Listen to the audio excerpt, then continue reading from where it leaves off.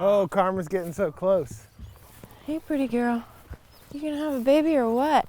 The Charlottesville area has always been known for its great food and restaurants, so it's no surprise that eating and buying local has become a real priority for many around here.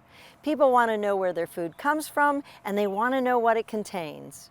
Today we're going to meet a young couple who has been providing our community with fresh, pasture-raised meats since 2010. Join us as we visit Joel Slezak and Erica Hellen at Free Union Grass Farm. Come on.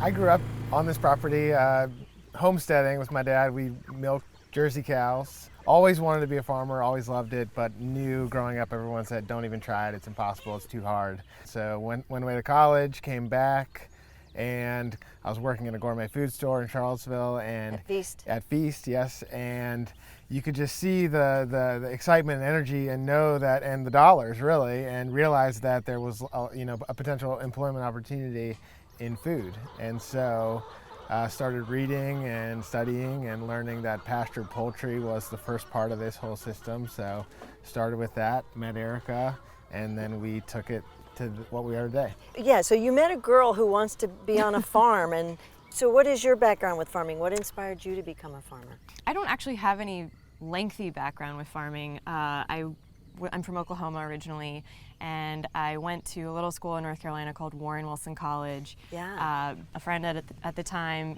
ran the school's cattle herd on the farm crew there, and so it's all sorted to piece together. I'm learning about all these environmental politics in the classroom, learning about soil science, and then was able to directly apply that stuff out in the field every day at work, and it just sort of clicked for me. It's like, here's a way I can use this passion and work outside, be my own boss, all that stuff. And I just started doing internships. Did one at Polyface Farm in Virginia, saw Joel from afar. Then I found out he was a farmer, and there's not a whole lot of us at this age who are really willing to make a go of it right away. And I guess the rest is history. Yeah. Oh, so let's talk about the farm.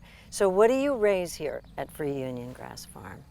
We raise chicken for meat and for eggs. We raise grass-fed beef and forest-fed pork. And ducks, as well. Yeah. We raise those at a satellite operation. Chicken, duck, pork, beef, and eggs is the way I say it really fast. Talk about the way you farm this land, because it has everything.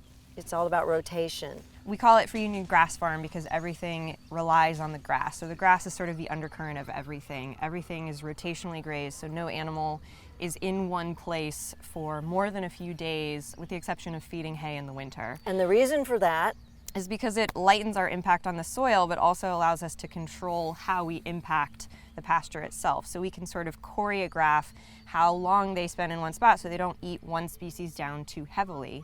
It also allows us to let them eat a species down really heavily if we want to give the other species a chance to compete. So it requires sometimes more art than science to just sort of observe and know your place in the pasture, know your animals, and just see how they impact it. And that changes all the time. It changes with the weather, with the season, from one year to the next. I would guess that's part of the magic. Yeah. It also makes a much healthier animal because everything is always moving away from its own excrement, Right. So you're fertilizing the pastures and then you're moving them along, so you're mimicking nature, and everything is somewhat migratory in the, in the natural world, and so it creates an extremely healthy product. We rarely lose animals to disease, and it's a safer food product in the end. So talk about the big deal is the fence, the movable fences. That's how you can do this. Basically, everything is temporary. So we have just portable step-in posts that are really easy to take in and out of the ground, and then lightweight poly wire that's just, plastic fiber with little bits of metal. Talk about how you care for the cows. They're in a paddock right now, and then I just basically go and make a new one in front of them, and I use 2 pieces of wire, and then I open one up. And we make a sound that they know very well. Whoop. And then they hear that and everyone sort of perks up and they know that that means food and they know that, you know, it's time to get moved into a new paddock. And there's a little bit of electricity in the fence, right? Yes, that's right. So that's how you can keep them safe. Right. As long as you give them what they need, as long as they have enough food and enough water, Right. and they're not unhappy with where they are, they really are incredibly easy to manage. And that's how do pretty you cool. water all these animals in a big field like this? So we don't own any of the land we farm on. It's all lease Except leased for property. 13 Yeah. acres, So yeah. and that's family land. It's not True. even ours. So so everything is portable and everything is above ground. So we have inexpensive orchard tubing, it's called, and it's just plastic tubing that's rolled out all over the pastures, and then we pump out either the pond or the well. And everything's really cheap and portable for that reason, because if we lose a land lease, we can pick everything up and go to another one, and we don't invest that much in any particular property. I think one of the downfalls of the generation before us farming was they got into a lot of debt buying very expensive poultry houses or, you know, expensive fence lines or equipment, you know. Right.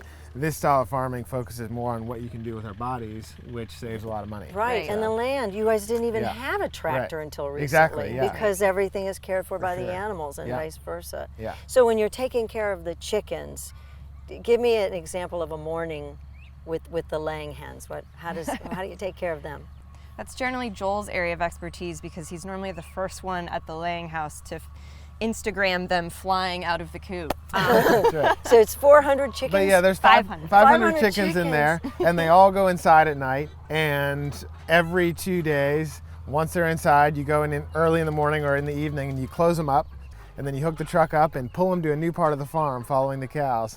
And when you do that, then you can let them out, and then they think they're in their new home, and then they can, forage about.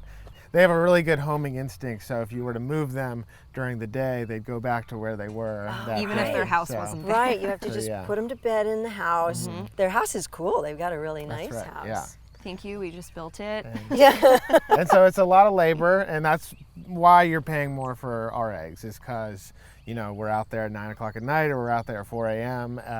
There's a lot of risk with wild animals, so you're paying for that risk, and it's just a lot of labor. Do you lose some chickens? We have the electric fence keeps out pretty much everything except for hawks and owls, and we do lose 20 to 30 plus.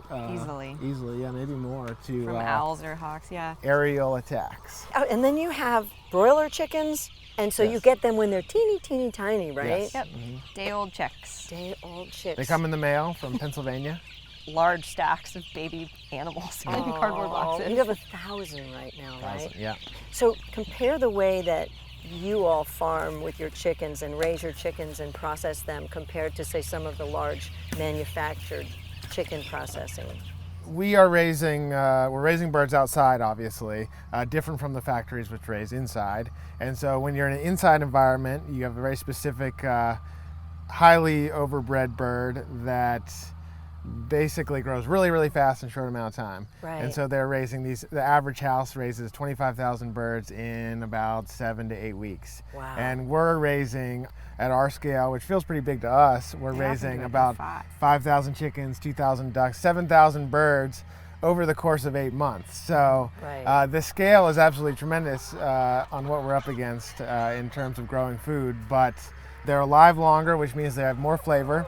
The bird itself is a different genetic breed, and so the skin is thicker, the meat is darker. It's a smarter bird. They don't have leg problems or heart attacks like the factories. And the Yeah. longer we do this, the more we realize seeing animals outside, like chickens free ranging or ducks, roaming about the pasture, you realize that is how animals are supposed to be raised and should be raised. All right, so tell us about the pigs. Right now you have all these little baby pigs screaming and running. They throw more surprises your way than the cows do. They're just, adventurous little buggers. But yeah, so we do 2 strands of electric around them, and then they get rotated as well. So they don't spend much longer than about a week in one area. We keep them mostly in the woods, kind of along the edges of pastures, and they kind of clear it out a little bit. Right. So now when we run our cattle through there, we can take our fence back further, which gives Right. the cows more shade that they didn't previously have access to. See, I love that. So there's a it just synergy makes there. sense. It just makes sense. And then you all choose, when you're choosing your animals, which breeds. You have to choose really hardy breeds, right? Absolutely. They live outside. Yeah, the cows, for example, we try to breed. We like the white herd because they can graze longer in the sun. The flies are attracted to them less because the flies are attracted to darker colors. So Yeah. in these, hot Virginia summers that apparently might be getting hotter, having a white cow is probably more profitable. And then Yeah. having pigs that are tough and can handle all the weather extremes and cold and hot is great. And then the chickens. All right, so I know you raise ducks. What is that setup like on the farm? They are raised very similarly to our broiler chickens. So they just have a portable shade structure, electrified poultry netting that goes around them, and they really put their manure down everywhere. And what we've learned about ducks is naturally they're waterfowl, so a lot of the manure is water too. So they both irrigate the pasture and fertilize Wow, it, yeah. which is a pretty cool characteristic. And the challenge with ducks, and really, the high markup on price comes on processing day. So we do process all of our own poultry by hand on this farm. And so with the chickens, we loosen the feathers up with some hot soapy water, and those come off really easily. The ducks, we end up spending 10 to 15 minutes on every single bird over the course of a processing day. And so that's a lot of, time on one bird. And so we need to get compensated from that. Yeah, where do people find your food? Predominantly, I would say at Farmers Market in downtown Charlottesville. We also are at the Richmond South of the James Farmers Market, and we sell to a number of area restaurants, some of them local, some of them chains. We sell to a small supermarket in Crozet, gourmet food stores. We also sell directly to consumers off the farm. And that is really important to us because it allows us to forge relationships with people. It's meaningful for them to know that we are accountable for our product. And if we walk it into their door, they're going to value the relationship that much more than they otherwise would. So. And speaking of relationships, so how is it farming, this husband-wife farming team? Obviously, it's been a challenge, at times, but I think it makes us stronger and more, I don't know. Resilient. More resilient. Well, yeah. you seem to really love farming, and you seem to really like each other a lot. So you've got two good things Most of the going. time. Yeah. Yeah. Okay, so if I asked you to finish my sentence, farming is? Freedom. Food. That's where it comes from, and I think it's important to remember that if you don't have good, healthy local farms, you're not going to eat, and we all do it. That's great, you all. Thank you.